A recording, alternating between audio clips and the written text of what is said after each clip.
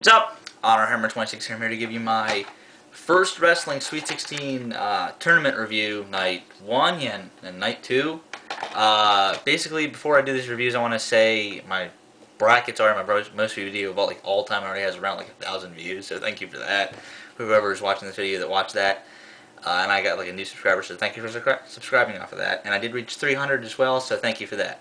And so basically, the first shows I reviewed these I reviewed back in November for this company, and it impressed me to no end. These shows with the, I hate to say this, but with the little talent they had, I mean with recognizable talent, but they still had great talent. They put on a great show, in my opinion, for what they had. And these shows have an importance that the other ones didn't. Basically, this is to crown their champion. This tournament, or basically, I think it's gonna have the same purpose the Young Lions Cup has in Chicago Pro Wrestling. So basically, this is good, and the man they chose to win it is probably one of the most over guys in their company. At least it appeared that way. So let's get right. But again, like most tournaments, night 2 is way better. Let's get right to it. Night 1, first match was Amasis of the Osirian Portal versus Cruz of the North Star Express. It was just a good little opener.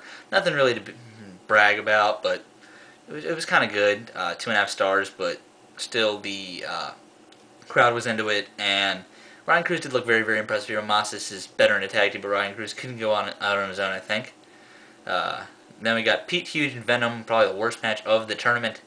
I don't know, I just do not like Venom all that much. I mean, he's a big man, but he's a sloppy big man in my opinion. But he's okay, but he's not all that great. Pete Hughes has a very, very good gimmick, very charismatic, but in ring, he needs a guy who can kind of work with him in a way that carries the pace of the match, and Venom definitely didn't do that, so it's just a star and a quarter here, nothing much.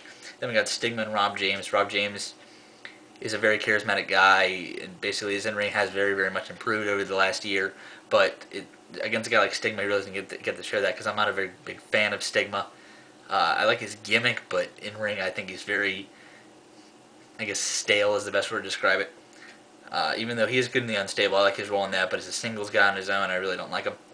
So basically this match was just, tried to be a brawl, but then Rob James just kind of made it a slow match, so it was alright. It wasn't all that great. Star and 3/4, but didn't go that long either. Then we got a pretty good match. Nate Bash and Eric Cannon. Nate Bash was very, very impressive here. I don't know why he hasn't gotten a shot maybe in PWG or Chikara, or I don't think he's worked for AAW yet, which is kind of the launching pad for Midwest guys. So and Eric Cannon is impressive always when I see him for whatever reason. He's probably, outside of Ring of Honor guys, he's probably my favorite indie guy, along with Mike Quackenbush, those two. So I got to give this 3 1/4. Very, very impressive match. Then I got Arya Daivari, Sean Daivari's younger brother. Actually, I think if they brought him to Ring of Honor, it would be a great thing to have kind of like the Daivari brothers, but because he's very good, very charismatic. Against a guy who I actually really like, Benjamin Saylor, who's Nate Bash's tag team partner. This is a pretty good match. Nothing to brag home about at all. But not Nate Bash. Benjamin Saylor did look very, very impressive here against a guy like an Arya Daivari, and apparently they have a rivalry going on. So it was just a little bit of a rivalry match and a little bit more intense than most of these matches were. But it was still pretty good. 2 3/4 stars. Nothing much though. Then we got to a match that I expected a little more out of, to be honest, but still, I was definitely not pissed about it. Claudio Castagnoli, who's probably the most recognizable guy in this entire tournament, and probably the favorite, I might add, versus Darin Corbin, who's Cruz's tag team partner in the North Star Express. This match was a little underwhelming, because I thought they could have put on a 3.5 star match or higher, because Darin Corbin is very, very underrated. I actually really like his work. And Claudio is Claudio. He can just work with anybody. He's great. Basically, the story of the match was, can Darin Corbin not get outmatched by Claudio, being that Claudio is probably the strongest guy in the tournament. It was like strength versus speed, and it was a very, very entertaining match. But I thought they could have gone to that next level, but they didn't. 3 stars, not much. Then we got the match of the night, Ophidian of the Osirian Portal with Amasis versus probably my other favorite indie guy that isn't in Ring of Honor, Mike Quackenbush. Very, very technical match. Mike Quackenbush showed why, if he got a shot in Ring of Honor, he could show that he's one of the best wrestlers in the world, which I actually truly feel he is right now. If he got the chance to show it, he's just one of the best in the world. And Ophidian I think could go on his own, but he is better as a tag team, in a tag team. So basically, Ophidian is very underrated. I really like his work. 3.5. Then we got the main event of Yellow Dog versus Lince Dorado. Yellow Dog, this is like his first wrestling appearance, and he's in the main event. So he's a very good gimmick, but in ring he's just okay. But I like his character. And Lince Dorado is a cat, so it's dog versus cat, which is very, very entertaining. But it was kind of just Lince Dorado carrying the match. But it was still pretty good. I liked it, especially in a main event. But still, for a main event, it was just alright. 3 stars. Night 1, sorry, 6.25. But for the lack of talent they put on a pretty good night 1, I might add. But it was still, it didn't go that long either. It was like 2 hours. But then we got night 2. It went even shorter. Like it was like an hour 45, hour 50 minutes, and it was an awesome DVD for that time. No match was under, I think, 2.25. Yeah, no match was under 2.25. We got Arik versus Ryan Cruz. Very similar styles, and they knew each other very, very well. So very technical match. Liked it a lot. 2.75 stars, and it was a very, very good opener. It didn't go that long at all. Then we got Pete Hughes versus Benjamin Sailor. I thought this could have been a better match than it actually was. But they kind of gave it like 5 minutes, so I didn't expect all that much out of it anyway. Once I saw they went 5 minutes, but I definitely agree with the person that went over.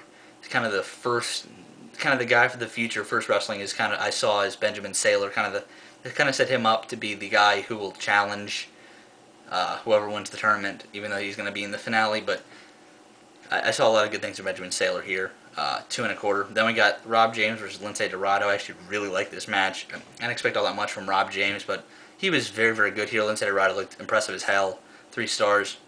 Then we got Officer Rob Justice. The first time I've ever seen this guy versus Yellow Dog. This is probably the worst match of the night, but I didn't think it was bad at all. Went for about 10 minutes, but I don't think they really had good styles, but they really kind of needed to throw these both together. So not that bad. Both have very, very overwhelming gimmicks to take over their matches. So 2.25, and if you haven't noticed, Rob Justice is a police officer, and there's his gimmick. But anyway, then we got a match that I was surprised was not the match of the night, but definitely delivered on a high level. Claudio Castagnoli versus Mike Quackenbush. These two have great, great chemistry together. They really didn't get to show that because they were playing off the fact that Quackenbush had a lot of injuries for whatever reason, and Claudio just targeted them, and they had a very technical match. Something different from those two instead of just where Quackenbush uses his high flying and his Mexican style against Claudio's power. Which those are awesome, but this match is a little different from them. I'm going to give it 3.75 stars. Very entertaining, though. Then we got the Osirian Portal versus Nate Bash and Darin Corbin, which is one member of the North Star Express, one member of Midwest Ground and Air. Very, very good match. 3 stars. Nothing to go home about, but I feel that on the first show ever, it was the Osirian Portal versus the Midwest Ground and Air. They could put on an even better match, I think, with the North Star Express, because the North Star Express has more of a Chikara-like style, and they should probably be in Chikara by now, but they're not. Anyway, Stigma versus Horace the Psychopath was next. Very brawl. This is a brawl, man. Slugfest if you've ever seen one in your life. But this match was just okay. But I mean, there's a lot of fighting on the floor. Horace the Psychopath has a very, very cool gimmick, even though his in-ring isn't all that great. So 2.5. Sorry. And then we got the match of the tournament: Lince Dorado versus Claudio Castagnoli versus Arik versus Benjamin Sailor. Ben Sailor in the finals. This match was awesome. This for a tournament final 4-way elimination match. This went about 13 minutes. It was awesome for that 13 minutes, especially with just the eliminations were sick, and I think the first 2 guys were out of there in like 6 minutes, 5 minutes. So the last 2 guys that were left basically went out there and had a great match together for like whatchamacallit, like how much time did I say it was? 13 minutes, so it was 8 minutes. Sorry, had to figure that out. Math's not that good, but anyway. This is a great, great show. This probably could replace the Ted Penny Invitational. I know that's high merit, but this tournament impressed me that much. I'm going to give the Night 2 an 8.0. Recommend buying this, definitely. The link to both these DVDs will be in the description box. Definitely recommend checking out this promotion. I know it's not as heard of as like a Ring of Honor, WWE, TNA, Noah, whatever, but they have a very, very good product. I recommend you checking them out. I'll see you guys later.